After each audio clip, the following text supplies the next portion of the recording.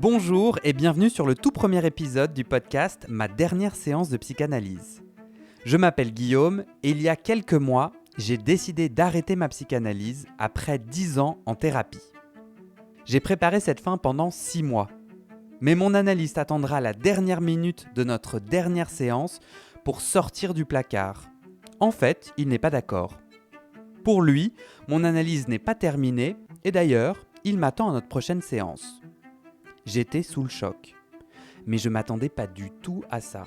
J'ai décidé de pas y retourner, mais ça m'a posé plein de questions. Et pourquoi ce désaccord surprise ? Et comment ça se termine d'ailleurs une analyse ? Les autres, ils ont fait comment ? Et puis qu'est-ce que je fais moi de ces 10 années en thérapie ? Alors je lance ce podcast pour m'aider à digérer cette fin bizarre et mes 10 années d'analyse. J'ai envie d'aller découvrir comment d'autres ont terminé leur analyse, comment s'est passée leur dernière séance, et est-ce que la psychanalyse a changé leur vie ? Je ne sais pas pour vous, mais moi, entendre les histoires des autres, ça m'aide toujours à clarifier la mienne, à la voir sous d'autres angles pour mieux la comprendre.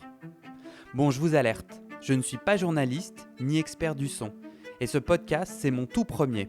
Je ne suis pas non plus un expert de la théorie psychanalytique. Je suis simplement un ancien analysé avec un micro qui enquête. Alors c'est parti. Pour ce premier épisode, je vais vous raconter ma dernière séance de psychanalyse.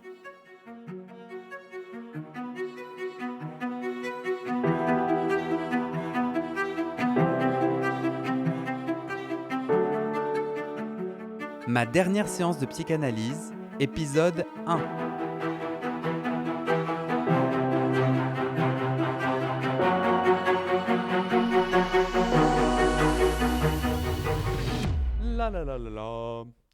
Test. Alors le jour où j'ai annoncé à mon analyste mon envie d'arrêter, il m'a tout de suite renvoyé la balle. Il m'a dit mot pour mot, alors on fait quoi ? Je ne savais pas du tout comment il allait réagir. Mais peut-être qu'au fond, je m'attendais plutôt à ce qu'il existe un protocole de fin d'une analyse. Au minimum, diminuer le nombre de séances petit à petit par exemple. Mais bon, puisque c'était à moi de décider, j'avais envie de séances supplémentaires pour faire le tour de ma décision. Et pas de date de fin prévue. Je voulais pas partir dans la précipitation sans assumer. Je voulais prendre le temps de faire face à cette rupture. Ça faisait 10 ans quand même. Je suis rentré dans son cabinet la première fois à 19 ans, il y a 16 ans. Je dis que j'ai fait 10 ans d'analyse parce qu'il y a eu des pauses. Je suis parti à l'étranger plusieurs années. Et d'ailleurs, je ne sais même pas si je dois dire que c'était 10 ans d'analyse, car j'ai commencé plusieurs années assis face au thérapeute avant un jour qu'il me propose de m'allonger. D'ailleurs, j'atterris dans ce cabinet un peu par hasard. J'ai des grosses crises d'angoisse qui me paralysent. Je sors d'une clinique psychiatrique qui donne à ma mère le contact de ce thérapeute. Il est aussi psychiatre pour gérer les médicaments que je prends alors. Donc je n'ai jamais choisi volontairement la psychanalyse. On a commencé une thérapie par la parole, sans que je sache d'ailleurs comment ça s'appelait ou quel type de thérapie on faisait. Psychanalyse. Nom féminin 1. Méthode de psychologie clinique, investigation des processus psychiques profonds, de l'inconscient, ensemble des travaux de Freud et de ses continuateurs concernant le rôle de l'inconscient. Mais revenons à nos moutons. Donc pendant ces 6 mois avant la fin, l'analyse continue et je prépare mon départ. 2 séances par semaine, allongé sur le divan, comme d'habitude. Alors que s'est-il passé de particulier pendant ces 6 derniers mois d'analyse ? Je dirais que je me suis enfin autorisé à transgresser. Alors, ne vous attendez pas à quelque chose d'incroyable, j'ai juste osé me retourner sur le divan pour regarder mon analyste. En analyse, on s'allonge sur un divan et le thérapeute... ça ce lapsus est fameux. En analyse, on s'allonge sur un divan et le thérapeute... Ok, je reprends. En analyse, on s'allonge sur un divan et le thérapeute est assis derrière. En tout cas, c'est comme ça que ça s'est passé pour moi. On entend son analyste, mais on ne le voit pas. Et pour moi, bouger sur le divan, changer de position, s'asseoir ou pire, se retourner, c'était totalement interdit. Quand j'ai pris mon courage à 2 mains et que je me suis enfin retourné, j'avais le cœur qui battait à toute vitesse. J'avais l'impression d'être un gamin qui faisait une vraie bêtise. Alors, en vous le racontant, ça me semble un peu fou. Mais voilà mon interprétation. Mon analyste, j'en ai fait une autorité traditionnelle qui sanctionne. Il incarnait tout ce que la société m'obligeait à faire pour être entre guillemets un bon garçon. Je voulais et j'ai toujours voulu être validé. Me retourner sur le divan, braver cet interdit, c'était reprendre le pouvoir. Ne plus avoir peur de bien ou mal faire, suivre mon intuition et être libre d'écrire mes règles. Dans la même veine, pendant ces 6 mois, je me suis aussi offert quelques minutes de retard à une ou deux séances. Alors oui, on est toujours dans de la transgression très très légère, mais pour moi, ça m'a fait un bien fou.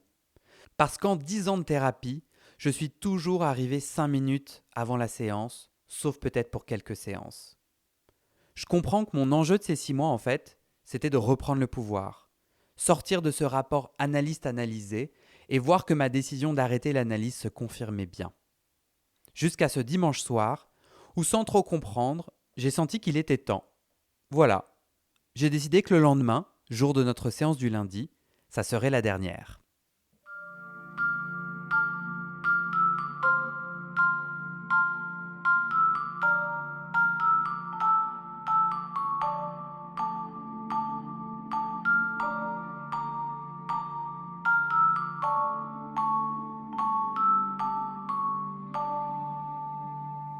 C'était le lundi 7 septembre 2020.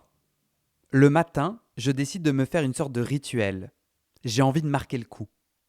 J'avais l'habitude d'aller au cabinet psychanalyse en train, en métro, en vélo. Alors pour cette dernière séance, j'irai à pied. 45 minutes pour traverser tout Paris, savourer chaque minute et prendre le temps de tourner cette page. J'arrive, je prends l'ascenseur, je monte au 3e et je rentre dans la salle d'attente. Je me souviens d'une moquette assez moche, couleur sable, un grand tableau avec une nuée de poissons dans une eau noire-verte, c'était très joli, et un plus petit dessin, fait au crayon, représentant des oignons. Pour moi, l'oignon, c'est le symbole parfait de la psychanalyse. Tu pleures en enlevant chacune des fines couches, tu ne sais pas combien il y en a, pour aller au cœur. Et concrètement, dans le cabinet de psychanalyse, c'est ça qui s'est passé pour moi. En disant tout ce qui me passait par la tête, sans essayer de construire un propos, en se laissant interrompre et en tombant parfois dans l'absurde, je travaillais des peines, des traumatismes passés, et à coups de mots, ces blessures perdaient de leur poison. Et puis ça m'a aussi appris à écouter et entendre mon instinct, à voir ce que j'avais dans le ventre. Je commence cette séance en lui annonçant... Détends-toi Guillaume. Parle moins vite. Je commence cette séance en lui annonçant que ce serait la dernière. Je me souviens qu'il m'a demandé, à sa façon, sans poser de questions très précises, quelle suite j'imaginais, qu'est-ce que j'allais faire. Je lui ai dit que je n'en savais absolument rien et que c'était très bien comme ça. Que la seule chose assez claire, c'était que cette suite, j'allais la construire hors de son cabinet. Je me souviens, je lui ai aussi fait pendant cette dernière séance une longue tirade semi-poétique où je le compare, lui, l'analyste, à une baleine. Et j'étais très sincère. Pour moi, il était comme cet animal gigantesque qu'on ne peut pas voir en entier, caché dans les eaux profondes, majestueux et à protéger. J'étais super ému. Je l'ai remercié. Et je me suis aussi remercié pour le chemin parcouru. J'étais fier et heureux de ce tournant. La fin de la séance arrive. Comme d'habitude, je me lève, je vais poser l'argent en liquide sur son bureau, pendant que lui va ouvrir la porte du cabinet. C'est dans ce court instant, à la fin de chaque séance, devant la porte entr'ouverte qui signifie bien qu'on ne va pas s'éterniser, que soit on parle logistique pour déplacer une séance, soit il m'adresse un court message. Et c'est là qu'il me dit, je restitue ces mots à peu près, « Je prends acte, mais votre analyse n'est pas terminée. D'ailleurs, vous avez commencé la séance en disant que vous ne viendriez pas vendredi. Or, notre prochaine séance est mercredi. Je vous y attendrai. » J'étais douché, incapable de répondre. Je le regarde, je souris bêtement et un vieux gloussement bizarre me sort de la gorge. Un genre de Et c'est tout, je quitte le cabinet.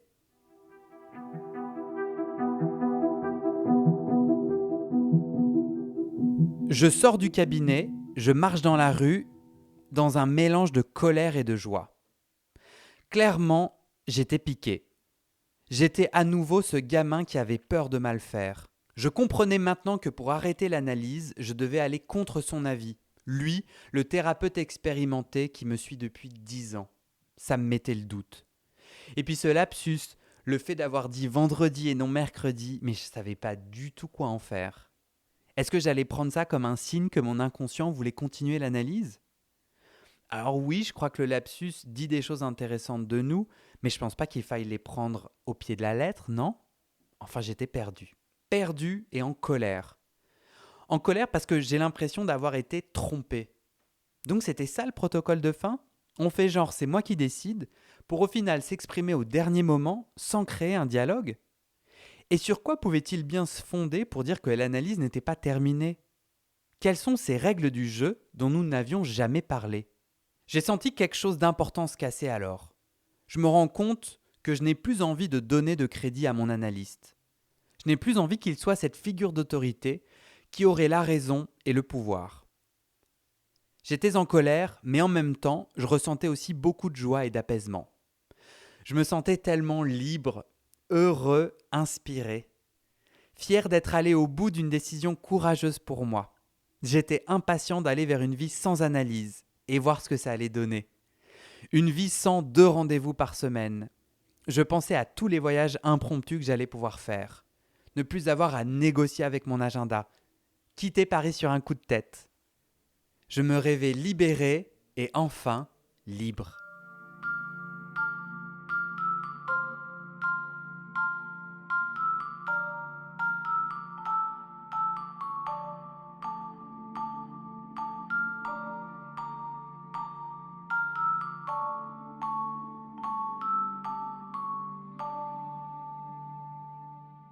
On va s'arrêter là pour aujourd'hui. C'est comme ça que mon analyste a arrêté chaque séance. Ça ou un « bien » dans un soupir un peu comme ça. Alors mon enquête commence maintenant et j'ai besoin de vous qui m'écoutez. Je lance un appel. Je cherche des personnes ayant fait une psychanalyse qui peuvent me raconter leur dernière séance et l'impact de l'analyse sur leur vie, qu'il soit positif, négatif ou mitigé. Je démarre de zéro et je suis seul sur ce projet. Alors si vous pouvez témoigner ou m'aider à trouver des témoignages, envoyez-moi un email à guillaumefaidespodcasts@gmail.com. Merci et à très vite pour le prochain épisode.